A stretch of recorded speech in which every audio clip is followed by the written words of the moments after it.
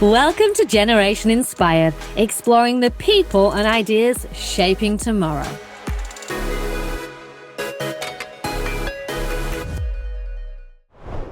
What if the next generation is being prepared for a world that no longer exists?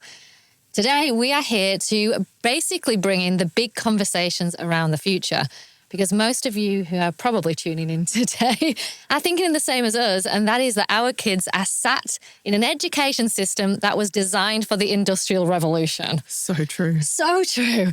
So I'm Liz. Welcome to Generation Inspired. Now, next to me here, I have this beautiful lady who is a friend, a mum, and a very successful entrepreneur. Welcome, Laura. Thank you so much for having me. I'm very excited to discuss all things education. Yes, and behind the scenes, we already have had lots of these convos. I think we've gone the good, the bad, the ugly, and everything in between. How can we fix it? That's right, with a specific focus on, what could we change? There's so much to change in education, but we'll probably go everywhere today, I'm saying. I would like to start with, though, just a little bit about the future on the stuff that we do know. Mm-hmm. And that is that we know that the world is changing incredibly fast. So we're seeing this rise in AI, automation, the technology is just going crazy. And we know that the jobs that exist today are not going to exist when our kids finish school. They're already changing. Influencers. That's right. So we're seeing all of this, yet no one is really looking at, this education system here is still training us for jobs that are not even there, which to me is absolutely crazy. And as a mum, it worries me. And that is really why we are here today. And we are hoping that we can start to shine a light on these conversations and start to look at what the hell we can do about it. Can we do? Sat at home worrying about our kids or sending our kids into mainstream education when we're not feeling really that happy about it. Yeah. So Laura, I'm glad I've got you next to me here. I've got the perfect person. Can I ask you a question? When did you first start questioning mainstream education? Oh, what a great question that is. So just for context, I have two boys. One is 11, turning 12, and one is 5, turning 6. So I'm kind of at this crossroads again of prep and year 7. So I've done prep before and now we're at year 7. And it was probably in grade 1 of my eldest that I went, he doesn't fit the system, or the system doesn't fit him, or there's something that's not quite working here. What else is out there? And then, we've had quite a journey. We've changed many schools. We've done a lot of different things. And now my youngest is in prep and I'm like, something has to be done. So it's been 6+ years and now it's really hit again where I can't just think about it. We need to do something about it. I feel like the listeners are nodding their head. I'm nodding my head here. Absolutely. When you say that the kids don't fit the system or you felt like that, what does that mean to you? Like, what did you see? Well, there's a box that every kid needs to fit in. And it's like, if you tick these boxes, then you're going to be successful. You're going to get the scores that you get, and then you're going to have a successful life. And I myself know that's absolute bullshit. I, run multiple businesses and had the worst scores ever. I only got, degrees and stuff because I had to once I was in a certain industry. And so to my core, I don't agree with the fact that you have to get the best scores because they're actually meaningless when they come to adulthood and when they actually think about what they want to do. And then from the flip side of that, there's, if you are focused, if you can sit still, if you can, have an interest in academics, if you hit this particular score, or if you're really sporty, well, then there might be an avenue. But if you're somewhere in between or you don't like any of those things, you get lost. And I really thought, and I still think today, there has to be a better way. Yeah. Everyone's different. I think the fact that we still focus so much on grades and this idea that we have to memorize these facts, which for me personally, going back to school, I've got the memory of a sieve anyway, so I was useless at that. But now, I'm seeing the homework that comes on with my grade 7 and I'm like, my goodness, I remember that. Yeah. Wow, parallelograms. Oh my God. You're learning the same stuff as what I was at school. And I look at it and it actually seems really quite hard, a lot of the work that comes on, to be honest. And I agree. The memorization side of it, just to be able to sit in an exam, is just crazy that that's still happening. It's rote learning. That's all it is. Or it's learning to look up a book to answer a question sufficiently. Yeah. That doesn't give life skills. Oh, God, don't get me started. I'm very passionate about this. What about you? Like, where are you coming from? Why are you wanting to see a change? Oh, do we have all day here? Sure do. Honestly, being a parent has opened this up a lot for me. But actually, when I think back, this started with my personal journey. Because I was in school, just very average student across the board. But I had this massive hunger to learn. Like, I was always one of those people that had to have a million jobs. I always wanted to learn skills. I was so hungry. But going through school and being around some really great other friends that were a little bit more academic than me, and watching that they easily, remembered things or took things in, and they were performed a lot better on paper than me, I always felt a little bit of a misfit. Interesting. That, or I was always searching to be good at something and never could quite find the thing I was good at. So when I left school, that became my mission. What am I good at? There's got to be something. And that's where working came in. I just started to get jobs. And I did everything. But it wasn't until my 20s where I was suddenly heard of this word, entrepreneurship, suddenly considered, I wonder if I could run my own business. And I did it and put my back against the wall, and the rest was history. And I remember this moment, I think I was about 26, and I'd earned my my first ever X amount of dollars, let's say, in the bank. And I remember thinking, oh my God, I feel so proud of myself. Look, I've just changed my life. I've never had this much money before. Oh my God, why did no one tell me this when I was younger? Why did no one introduce this to me? Actually, saying that, I did have a mum who's really entrepreneurial, to be honest, but I'd never put two and two together. But yeah, that became my mission. I am going to show young people here that they have potential that may not have been spotted at school. And then that's kind of where my career ended up taking me, working with young people. I love that. And so what kind of jobs did you do? Just because I'm curious. Am I allowed to say it on here? Sure. I mean, I've worked as waitress, bartender, I've sold cars. I worked at a factory packing chlamydia testing kits. There we go. I've been an actress. I did a starring role on a very famous English show called Hollyoaks. I've done all sorts. I'm with a famous person. That's amazing. And so tell me a bit more about the young people aspect of your life and what drew you to that? Where did you go? And where are you at now? Yeah. So I fell into wanting to teach kids entrepreneurship, obviously. So I kind of just made it my mission. It's a bit of a long story, but I ended up working in Cambodia, first of all, with disadvantaged kids. And my goal there was to bring together a whole range of really successful entrepreneurs from Australia. And I designed this program. I have no idea how. I'd never designed a program like it in my life. But I built a program to teach these young people how to run a business. And it worked. I'm not surprised. I know. These kids, that had not really had any formal training, come from, really harsh backgrounds. We saw them basically follow our lead and start businesses and actually profit money.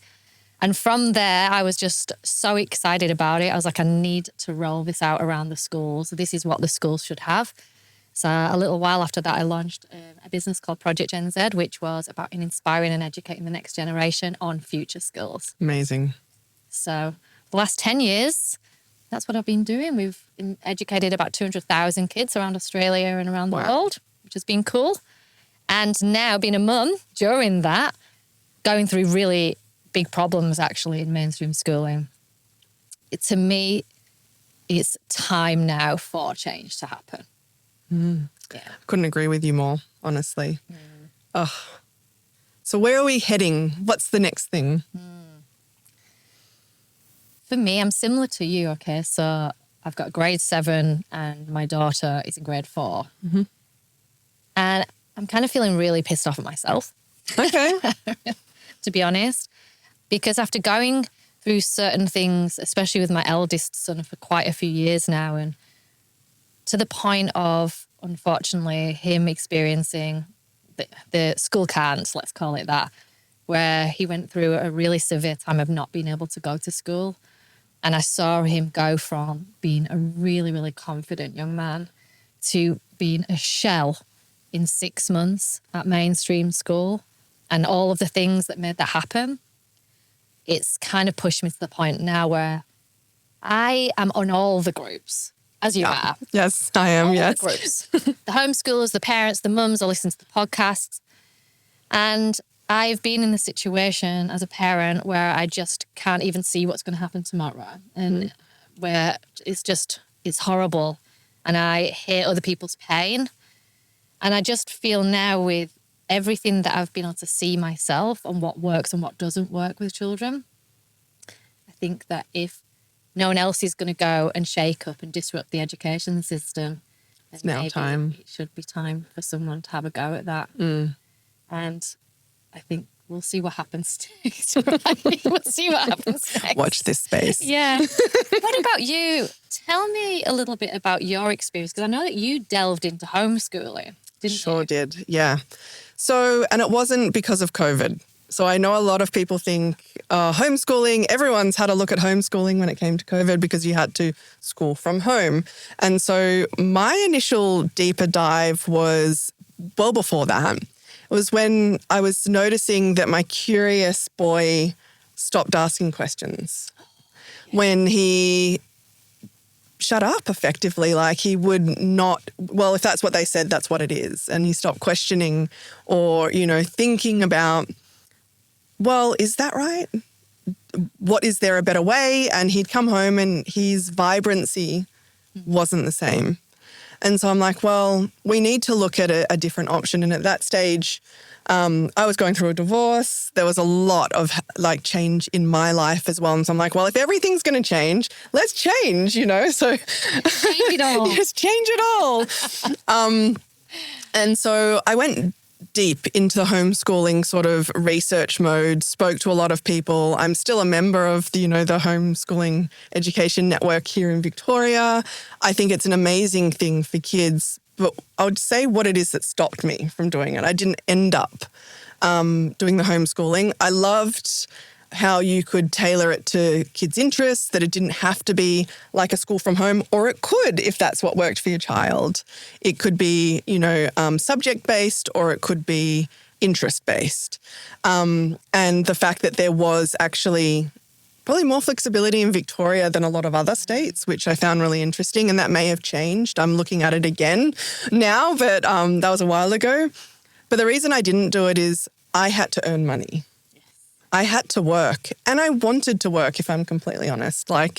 I love what I do. I'm in the finance space. I'm in the coaching space. I love seeing other women empowered and making money and changing the world. I didn't want to stop that, And homeschooling didn't allow for that. There wasn't a place I could take them that wasn't school, but was kind of schooling, if you know what I mean. I wanted to have them shape what they wanted to learn, but they were also young, and I didn't know if it was just that I was upset with it or whether they were having a problem with it. It's such a confusing time. Yeah. And it's still something that I'm part of the groups. It's still something I listen to podcast-wise. It's still something that I think is super important because there are alternative schools. There are other options, but they're not really catering to humans, if you know what I mean. It's still a very structured, and from a legislative and curriculum perspective, if you take away homeschooling, you look at other schools, will it change? If you just go, well, let's try an alternative school, there has to be another way. And so I think that's where our conversation sort of started, when it's like, what else could there be? Absolutely. So I'll throw that to you. Well, you'll have to watch this space. I think after our conversations, and something that feels like it's from the absolute core of me is being able to design a new way of education, this new way of learning, that from all of the research that I've done in the past and all of the experience working with kids is based on skills that kids actually need for the future. Absolutely. Which are those that are soft skills, actually. It's entrepreneurial mindset, it's creativity, confidence, the ability to adapt, problem solve, all of the stuff actually that as business owners that we do really naturally. We know that these are the skills that are needed. Yes.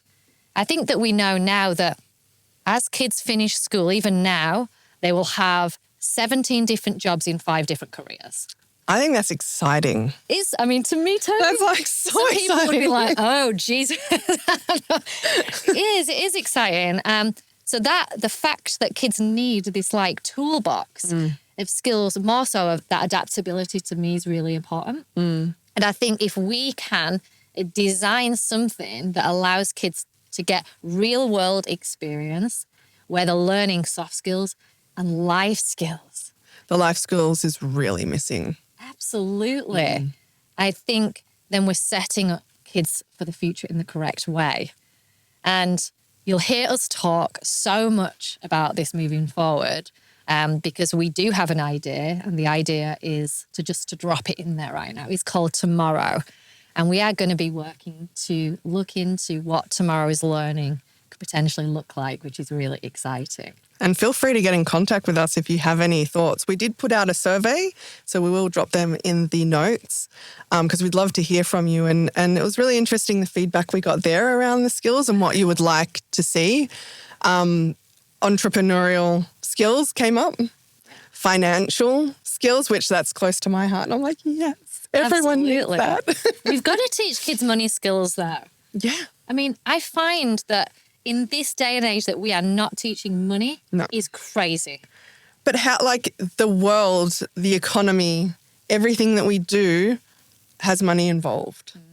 Decisions that we make, how we, increase wealth, how we get more freedom and a better lifestyle, whatever that may look like.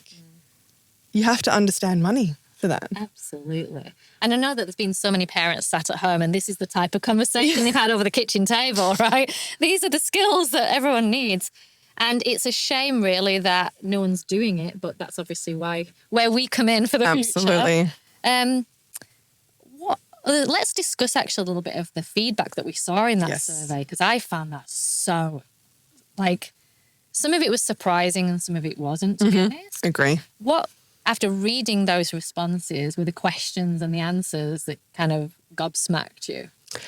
The biggest thing that I wasn't surprised at but actually made me a little sad was anxiety came up in a lot of the responses, that the anxiety of their kids or the issues that their kid was facing, more often than not, there was something. And anxiety was such a prevalent theme. And I feel like it was over 80%. Yeah, it really was. Yeah.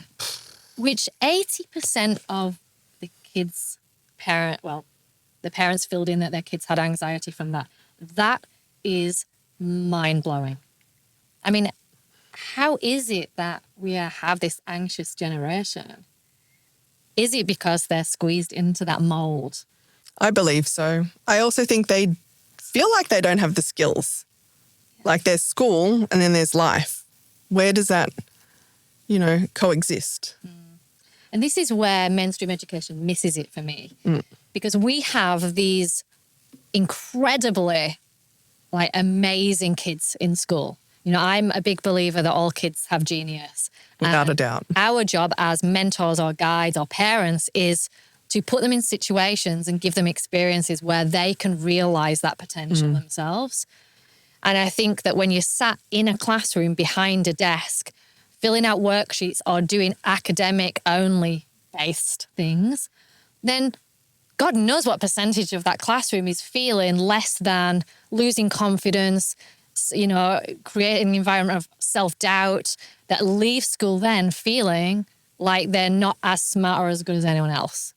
For sure. And there is a stereotype within school too, because if I even think about my own experience with my kids, it's not even about the academics for one of them. It's about the fact that sport's harder, or he doesn't look a certain way, or he, is a bit strange and weird in the things that he, expresses or shows interest in. And the whole human's not accepted?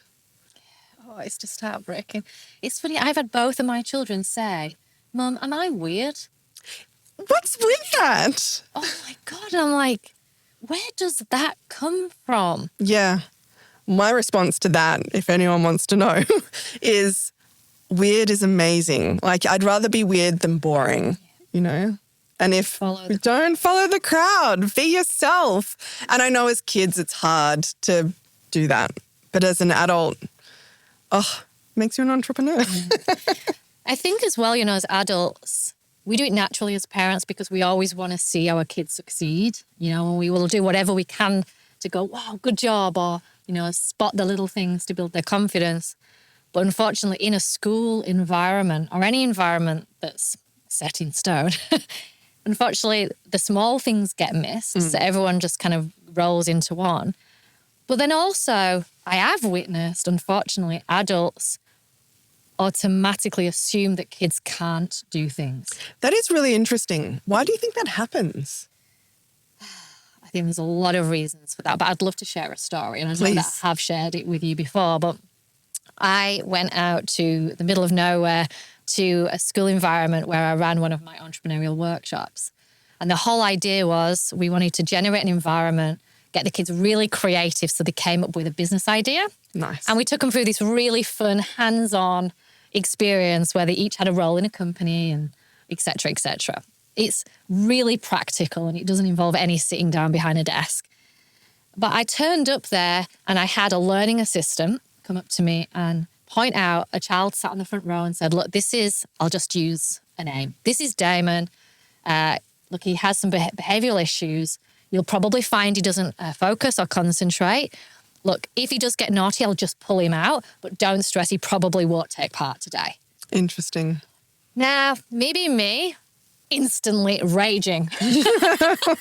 Raging inside, because actually some of those things I've heard say about my son before. So that made me personally want to help this kid even more. But what was interesting was I didn't need to go above and beyond. Like, the minute we set off in the workshop, it's fun, it's loud, we play the music, it's not a very school environment anyway. So already he was curious, you know, you could see him like going, oh, it's different. You know, this is a little different. What's this? And, you know, we're interacting and we sat there and we took the first break and I went over to him and sat with him literally a few minutes and I just started to ask him questions. I was like, so Damon, what do you do on a weekend? And at first, you know, I couldn't get very much out of him. I think he was he year 8? Potentially. Something, one of that awkward stages where they don't really want to talk to an adult. Yes. I persevered. I was like, tell me what you do. Okay, what do you love to do? And he was like, oh, I love going to see my granddad because he's a beekeeper. And I could see just a slight shift in his face, his tone of voice. I was like, oh my goodness, tell me about that. And then he opened up with this story. Every day after school, he runs to his granddad's and his granddad is taught him everything about these bees. And actually, he's really interested in starting his own honey business. So nice. Like, wow. So I was like, well, why don't you use this to actually design your own business? And he was like, really? Okay, great. And for the rest of the day, he kind of took it upon himself. He designed his logo. That's awesome. Sketched out his jars of honey and what everything would look like and even a plan. And I saw his teachers sit in disbelief. And to me, I was like, why are you shocked here? It doesn't take a lot to get underneath the surface and ask a few questions to figure out that a child can be passionate and is passionate about something, and then using something like that to tailor it. And to cut a long story short, 3 months after we left that school, we got an update and he'd actually started that little honey business and we got a picture of him and he was earning his own money. And the school were great. They'd actually allowed that to come into his curriculum and he was allowed That's fantastic. So good on the school for that. But that's one of so many stories that I got running these workshops in schools. And now, and from that day on, I always looked for the odd one out in the class. And I would always go out of my way. And you'd find that suddenly you give that type of child the opportunity to step out of their comfort zone. and you support them to do that and in a tap into safe that way. potential in a safe way, then they will thrive. And I've had the shyest girls in the class put themselves forward in the pitch off to pitch off the idea in front of judges, and the teachers are mind blown. It's just that normal school doesn't create that environment where we are encouraging kids to do that in that safe space. Exactly. And a lot of the time I found kids are kind of forced into something. So an example being with my son, they saw what was actually a really nice thing, that he had the ability to do debating. But instead of inviting him, he was told he was doing it. Ooh. And so from the beginning, it was, well, I don't want to do this. Pressure. Yeah, pressure. And what if I'm not good at it? And why am I being put into this group that I didn't even get to choose? And yeah, he excelled. And luckily, he had the best group. Such a great group, and people he would normally not work with, which I was super chuffed about, because how often do you actually get put specifically with people that you normally wouldn't work with in school? And it turned out to be a good story, but you ask him now, will you do debating this year? Because he had a great time. His answer is no, because it's not an invitation. Yes. We force kids into doing things, don't we? If you invite, if you offer opportunities, kids will say yes. Because they're naturally curious. Yeah. They love to learn. And all they need is the feeling of support around them, I think. Yeah, it's interesting, isn't it? Going down this route of looking into education, I feel like there are a couple of really amazing examples of schools or learning academies that are doing things really differently. And I've looked into some of these to say, like, can I bring what you're doing to Australia? Alpha Schools is one for anyone that hasn't looked into Alpha School. Take a look. Yeah, in the US. I mean, some of the things happening in the US are just so cool and tick all the boxes that we're talking about here, that as a parent we want our kids to be in. But unfortunately, Australia is so different and it's so legislated, which again is one of the problems. Everything that is in a box. Fit it or don't. Succeed or don't. It's like success could look different for everyone if they had the opportunity to learn in a way that was right for them. Absolutely. There isn't a one size fits all. Not at all. We need to be able to teach and tailor learning for the child. Absolutely. If you could design education, what would that look like? Well, where do we start? That's the thing. It's like, where do I start with this?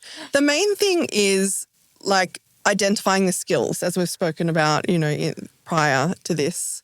What skills are life skills? What skills are soft skills? And it doesn't have to be a continuation for all of time either.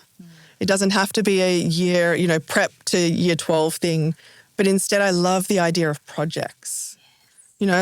Most people that I've spoken to, whether they're kids or adults, love a tangible outcome. And so if we could make learning a lot more tangible, I think that would make a huge difference. And the fact that, life changes, work evolves, entrepreneurship changes. So therefore education should change too. So I think it needs to be an evolution of learning. I think that, as we said, the entrepreneurial skills are really important, even if they're never going to be that. Yeah. Because if I think about what I do and what I've achieved, it's come down to those skills, really. Even to be able to have a conversation with someone is a skill that I don't think is taught. And having a genuine curiosity for something that's different or another way of and perspective, I think is really important. I think the emotional or the EQ absolutely is missing. Yeah. And I want an education system that really focuses on that. Yeah. I think that, AI is here. It's going to be here. It's going to be here for going anywhere. No. Let's leverage that. I know that leverage excited. is a word that everyone's like, buzzword, but like we can leverage it for our life skills, for, different outcomes to create things. It can be really practical, but it can also teach us as well. Absolutely. Because like an example being a friend of mine, and this isn't a kid, this is an adult, creates an AI companion to help them get their work done because they know that they procrastinate, or it's this thing that like it feels too overwhelming to complete everything and they've got a really serious job. And this actually lets them kick goals. Yeah. I want people to really thrive. And I don't think we're thriving at the moment. Yeah. What about you? Yeah, I mean, again, I could probably go on forever about this, but I think even like the really simple things, like to me, this notion of someone stood at the front of the classroom delivering information from a textbook is really crazy.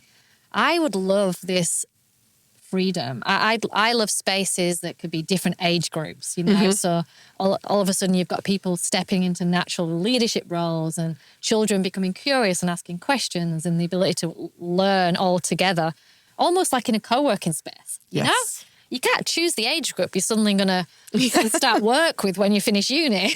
All of a sudden you're out of university or school and you're with all different ages and you've never been taught that, which I feel like is really important. And I love, project-based learning. I have seen so many good examples of this, again, in different countries, where for an entire term it's a project. It could be, start your own business over a term. It can be make a movie, design a game, where we're ticking off all the points of the curriculum: English, maths, science, design, technology, in one project, but it's more fun and it's hands-on. And for me, learning is around giving kids the opportunity to make the mistakes. Yes. Build resilience themselves. I want to put my kids in challenging situations and I want to allow them to fall flat on their face and build themselves back up, because then they create real confidence and belief inside, because that can't be forced on a child. Yeah. Can it? No, I can't. You cannot. And actually, a few years back, I had the pleasure of taking my children to Cambodia, where I ran an entrepreneurial program. And I had no idea how they were going to go. I was like, oh, Jesus Christ. So this could be a disaster. I'm going to throw my 2 young children, primary school age, into an environment with 15 to 21-year-olds. Wow. Probably 12 to 21, let's say. And they're going to be out on the streets in a non-speaking environment with a product, negotiating and trying to sell. Nice. What the hell? What could go wrong? What could go wrong? And it was astonishing. Yeah. Because what I saw happen, especially with my son, he was in a group of kids, say 20 kids, and they had a product and they were out there in a really busy, bustling kind of market area. And really quickly, without any language being able to be spoken between them both, they figured out a system. And what happened was my son realised that he'd be the best person to go and try and stop people. Number one, because he looked different. Yes. And he couldn't speak. So people would naturally stop because they'd be like, well, what the hell's this kid want? What's he saying? So what happened was he was sent out and he was stopping people like, hey, how are you? And then the person would turn around and stop, and then the Cambodian kids would jump in and start the pitch. Nice. And they ended up winning the challenge. And they profited $420 in 2 hours of work. Wow. So that to me was that environment where allow them to work it out themselves. You will be, you'll just see the most amazing, wondrous things. So that type of environment for me would be the best. I love that. It reminds me of something a dear friend of mine said to me, which is we've got such negative language around learning as well, or even about failure. And that is, trial and error. How's that positive? What about test and measure? Like even those little words have such a different way of viewing something. My biggest failures have been my biggest successes in the end. Yes. And I think we make it so scary and it doesn't need to be. And it forms resilience without having to teach resilience. Yeah. And who can really teach resilience? You got to live it. You do. Yeah. And I think aside from this, the real kind of general life skills stuff, like I want to know that my son can build a wardrobe. Yes. I know that sounds really stupid, but the things that they can actually go and use, like the practical things. And these are the things actually that AI are not going to be able to do for a while. Yeah. And we're already seeing reports of like the best type of job to go into now would be the hands-on, the plumbing, the electrician, all of the vocational skill type of stuff is really what's going to be needed more than lawyers or, Yeah. or even doctors. Absolutely. I went to the doctors a few times over the last few months and they look on Google for the answer. Yeah, I've had that happen. I have more and more, actually. I'm like, okay, so I'm like, so oh. I can Google my symptoms. Why did I waste my money? This is crazy.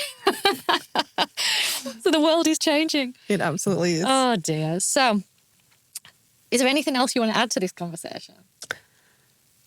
Not at this stage, because what I really want to do is invite people to contribute their ideas, to give their stories, to let us know what is it that you're struggling with or what questions do you have? Because we can talk about it forever if you can't tell.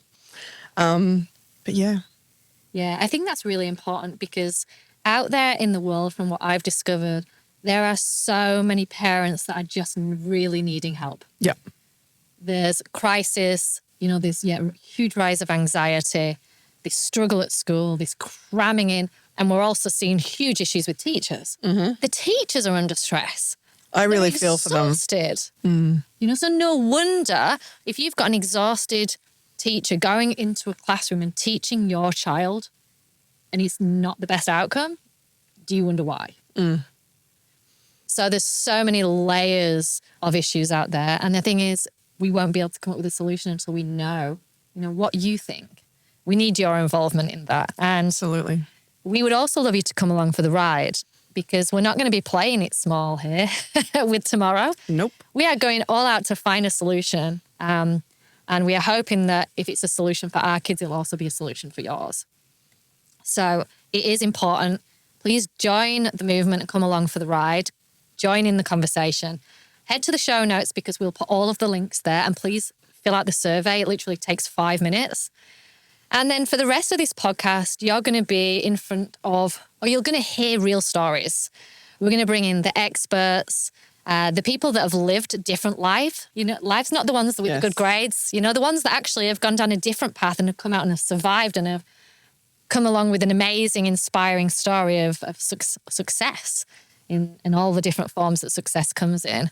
And we're going to just explore ideas. What could the future of learning actually look like? It's going to be fun. It's going to be raw. It's going to be real. So thank you so much for tuning in for our first episode. You will hear from myself and Laura lots more in lots of different forms moving forward. Cannot wait. Thank you so much again. We'll speak to you next time.